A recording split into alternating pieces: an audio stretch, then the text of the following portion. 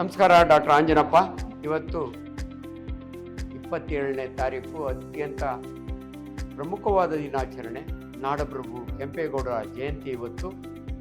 ಇಂಥ ದಿನ ನನಗೆ ಭಾಳ ಹೆಮ್ಮೆ ಅನಿಸೋದು ಅಂದರೆ, ಒಂದು ಅದ್ಭುತ ಸಂಸ್ಥೆ ರಾಯಲ್ ಕಾಲೇಜ್ PUC ಮಕ್ಕಳಿಗೆ ಮತ್ತು ಡಿಗ್ರಿ ಸ್ಟೂಡೆಂಟ್ಸ್ಗೆ ನಮ್ಮ ದೇವರಾಜ್ ಅವರು ಆತ್ಮೀಯರು, ನನಗೆ ಮೊದಲಿಂದ ಗೊತ್ತಿರುವಂಥರು, ದಂಪತಿ ಸಮೇತ ಇವತ್ತು ಕಾರ್ಯಕ್ರಮದಲ್ಲಿದ್ದರು.